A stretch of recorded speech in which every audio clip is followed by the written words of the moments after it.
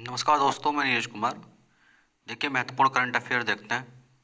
ये इंग्लिश और हिंदी दोनों में मैं आपको बताऊंगा। दरअसल मैंने ऑब्जेक्ट टाइप क्वेश्चन यहाँ से निकाल के बनाए थे, काफ़ी मेहनत के बाद 1 घंटा लगा था मुझे। गलती से वो ऑब्जेक्ट टाइप क्वेश्चन मेरे डिलीट हो गए, तो अब मैंने ये विचार किया कि उसमें फिर से टाइम लगेगा, तो मैं आपको ऐसे ही आपको हिंदी और इंग्लिश में समझा देता हूँ, आप नोट कर लेना। आपको प्रॉब्लम नहीं आएगी। हिंदी भी मैंने इसके नीचे डाल दी है और एक एक चीज़ मैं आपको इसमें बता दूंगा। आप उसमें बहुत ध्यान से सुनना, काफ़ी इंपॉर्टेंट है। ये जो भारत और श्रीलंका है, इन्होंने क्या किया है अभी, भारत और श्रीलंका, तो भारत और श्रीलंका के बीच में फेरी सर्विस लॉन्च की गई है। मतलब जो आपकी नौका है, नौका का संचालन होगा पाक जल संधि में। जो पाक स्टेट है, सॉरी पाक जल संधि, पाक स्टेट है, तो उस पाक स्टेट में भारत और श्रीलंका के बीच नौका सेवा प्रारंभ की गई है, वो भी 40 साल बाद। अब से 40 साल पहले आपसे पूछेगा कितने साल बाद ये सर्विस स्टार्ट हुई है। 40 साल बाद। 4 डिकेड्स का मतलब है 4 दशक, 40 साल। क्या स्टार्ट की गई है? नौका सेवा स्टार्ट की है। कहाँ? पाक स्टेट। कहाँ पर? पाक स्टेट। किसके बीच? इंडिया और श्रीलंका के बीच। समझ में आ गया होगा। 3-4 क्वेश्चन यहाँ से बन जाते हैं। और ये जो पाक स्टेट है, इसका नाम पाक स्टेट क्यों पड़ा? तो मद्रास के 1755 में गवर्नर थे रॉबर्ट पाक। उन्हीं के नाम पर इसको हम भारत श्रीलंका के बीच में जो पाक खाड़ी है उसको हम बोल देते हैं पाक। ठीक है। मद्रास के गवर्नर रहे थे 1755 से 1763 रॉबर्ट पाक, तो उसी के नाम पर ये पाक आपका स्टेट बन गया, भारत और श्रीलंका के बीच में पाक स्टेट। तो यहां तक आपको समझ में आ गया होगा। आगे बढ़ते हैं।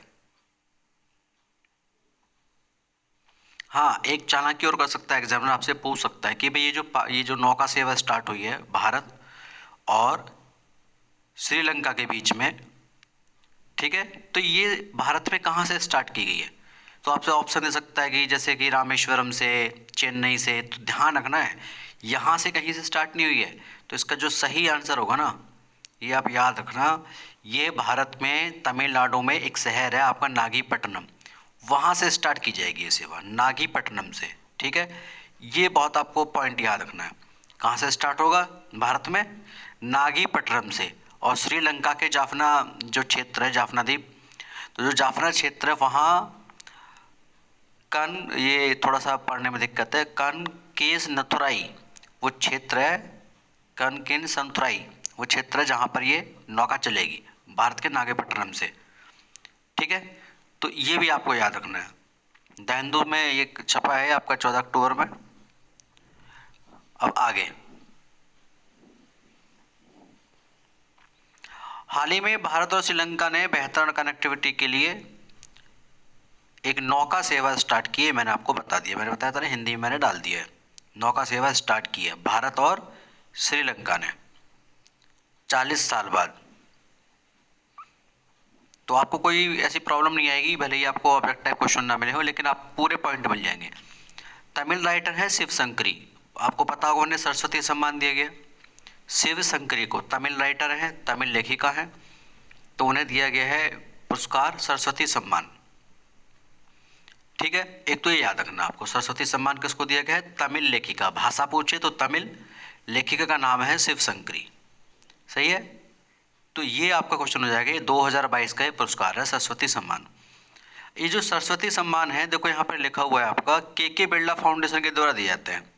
के बिरला फाउंडेशन के द्वारा दिए जाते हैं। तो आप थोड़ा सा ये भी ध्यान रखना, के बिरला फाउंडेशन के द्वारा कौन कौन से पुरस्कार दिए जाते हैं। ये स्ट्रेटेजी का हो जाएगा इसमें आपका साथ में। तो एक तो आपका सरस्वती सम्मान हो गया, एक आपका हो गया व्यास सम्मान, एक है आपका बिहारी सम्मान। बिहारी पुरस्कार है जो राजस्थानी भाषा या हिंदी भाषा के श्रेष्ठ कार्य करने वाले को दिया जाता है। ये के बिरला फाउंडेशन के द्वारा ही दिए जाते हैं, सरस्वती, व्यास, बिहारी पुरस्कार। ठीक है, के बिरला फाउंडेशन के द्वारा ये पुरस्कार दिए जाते हैं।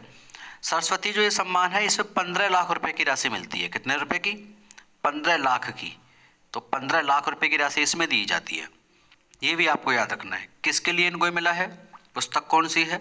सूर्य वंशम। देखियो, ये हमने कहीं कहीं पढ़ा होगा सूर्य वंशम, ये वंशम नहीं है, आप देख लीजिए,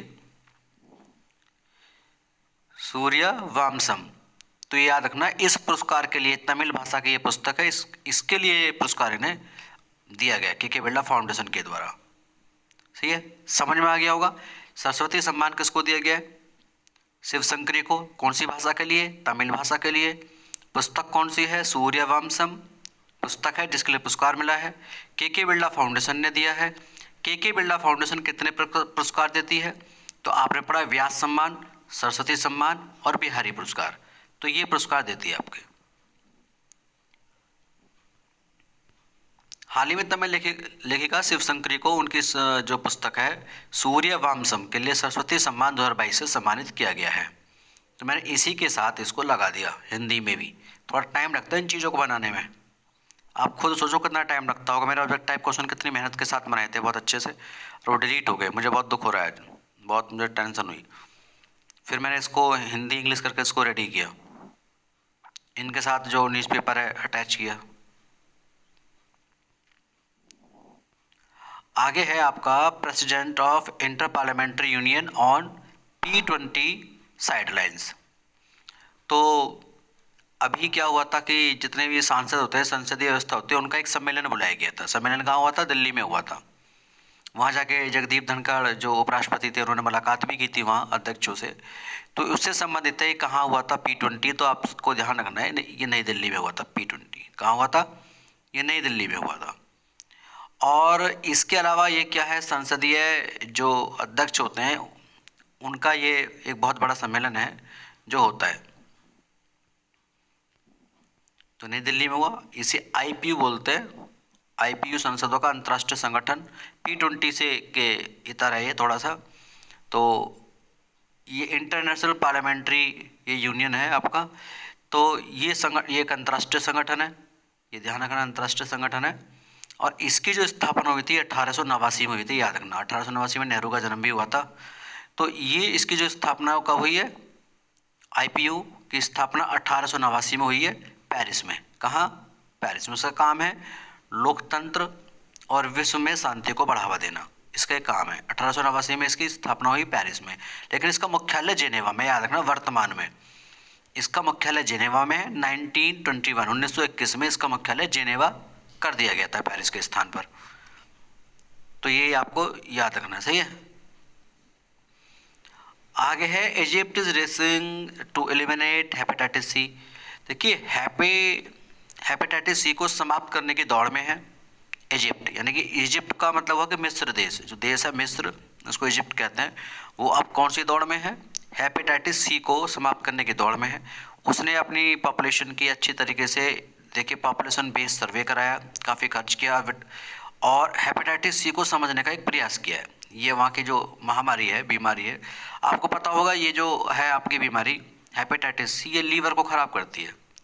जब लीवर किसी का ख़राब हो जाता है तो उसको क्या बोला जाता है कि आप हेपेटाइटिस टेस्ट करा लीजिए, हेपेटाइटिस बी है या सी है, कौन सा है, उसको देखा जाता है। तो हेपेटाइटिस की ओर, समाप्त करने की ओर जो देश है, दुनिया का पहला देश बता रहा हूँ, ये क्या है? इजिप्ट है, जो हेपेटाइटिस सी को अब समाप्त करने वाला है। अभी हुआ नहीं है, हो जाएगा बहुत जल्दी। इसके लिए हरी झंडी इसको मिल चुकी है कि ये समाप्त करने वाला है। ठीक है, इसको हिंदी में भी देख लेते हैं थोड़ा। विश्व स्वास्थ्य संगठन के अनुसार मिस्र वैश्विक स्वास्थ्य निकाय मानदंडों के अनुसार हेपेटाइटिस सी के उन्मूलन की राह पर है। इसे क्या, कौन सा दर्जा दिया गया है? गोल्ड टीयर का दर्जा इसको दिया गया है, गोल्ड टीयर का दर्जा। ठीक है, तो गोल्ड टीयर का दर्जा दिया गया क्योंकि काफ़ी इसने प्रयास किया है और पॉपुलेशन बेसिस इसने प्रयास किया है। 100% जो सुई होती है ना, इंजेक्शन जो लगाते हैं, उसमें इसने काफ़ी शुद्धता अपनाई है। ठीक है,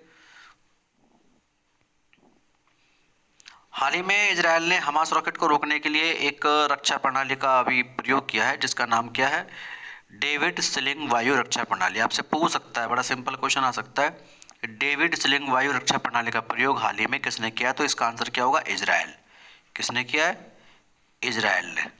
ठीक है, हेपेटाइटिस सी को समाप्त करने की दौड़ में पहला देश कौन बनने वाला है? मिस्र, इजिप्ट कहते हैं जिसे।